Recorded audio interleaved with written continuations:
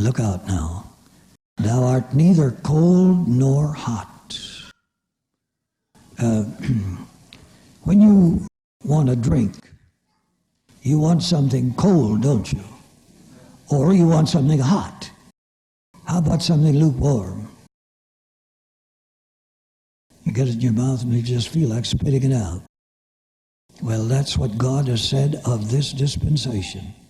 This is the charge of God against us. Not against us as individuals, but against us as a body, as a church. There are individuals that are going to make it. But there are great numbers of individuals that are not going to make it. Because it is the church as a whole, not every individual. There's going to be some overcomers out of this dispensation, and they will not be in this condition, but as a whole. This is the order of the day. And if we're going to be saved, we've got to be saved from this condition, saved out of this condition. All right? He said, know your works, that you are neither hot nor cold. Look at this. I would thou wert cold or hot. Just think about it. Think of God saying, I would that you were be cold. Cold in your attitude toward God. Well, it'd be a whole lot better for you to be cold than to be lukewarm. Because if you're cold, you can get heated up. If you're lukewarm, you probably won't. And if you were cold, I could do something about it. But if you're lukewarm, there's much I can do about it. Lukewarm, neither cold nor hot. I would thou wert cold or hot. So then, because thou art lukewarm, and neither cold nor hot, I will spew thee out of my mouth. Now, we don't like this language, but I have to say it since we're right here. You think this then of being spit out? Well, now, anytime you spit something out of your mouth, it's just gone. But the word spew has the meaning of being spewed out, like water coming out of a fountain.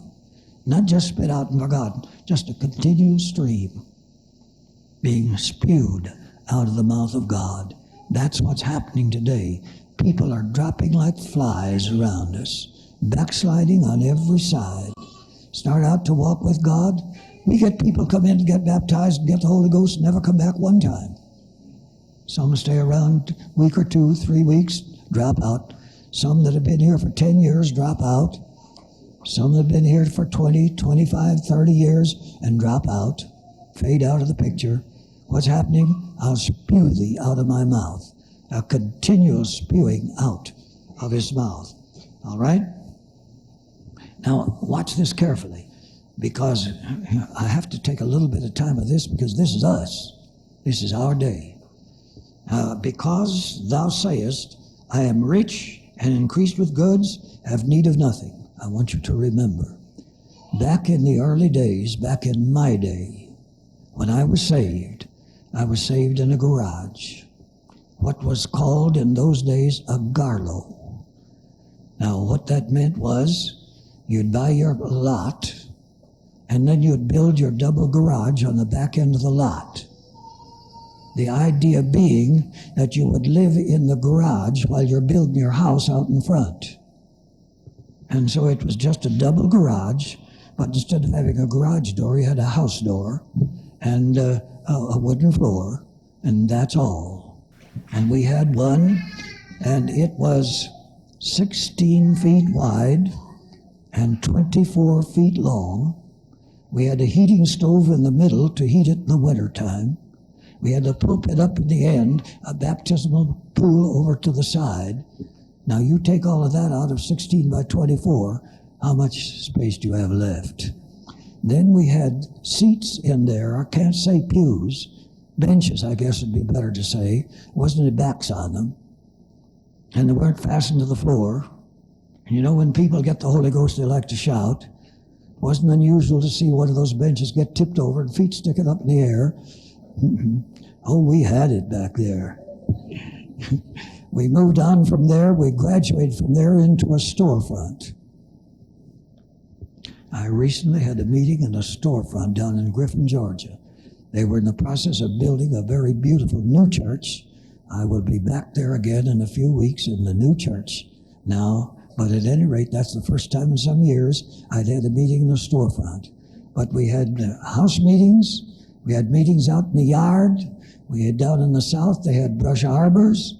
We met in storefronts. The Azusa Street Mission was an abandoned Methodist church that had more recently been used as a livery stable. They kept horses in there.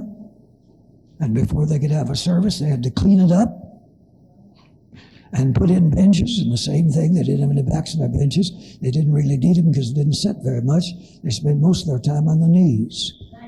And their service just went around the clock 24 hours a day. And mostly they spent their time in praying and in tarrying, and tens of thousands of people were filled with the Holy Ghost in a little room that was very little of any larger than this. God blessed them in a great way back there. But now we're rich and increased with goods.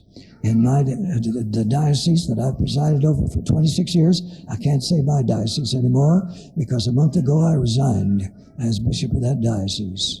So now they have a new bishop, but at any rate, in that diocese, we have a church there that was built a short time ago to my privilege to dedicate that new church. It just cost a little over $3.5 million. The most expensive church at that time in the Pentecostal assemblies of the world. We have others that are crowding it now, and no doubt we'll have some going beyond that. And I know that that particular church has assets and property there in that area that will go beyond $5 million. Back in those days, I was just saying tonight, I had a meeting in Muskegon Heights back in the days of Depression. And it was 5 straight weeks, 3 services a day, 7 days a week, which totals up 105 services. And for that, I received an offering of $2. That's where we came from. But we're rich and increased with goods and have need of nothing. We have our fine churches, and we're building better, bigger and better, and larger and more fancy, more expensive, constantly. This is the order of our day. You say you're rich and increased with goods and have need of nothing, but what did God say about it? He said, and knowest not that thou art wretched and miserable and poor and blind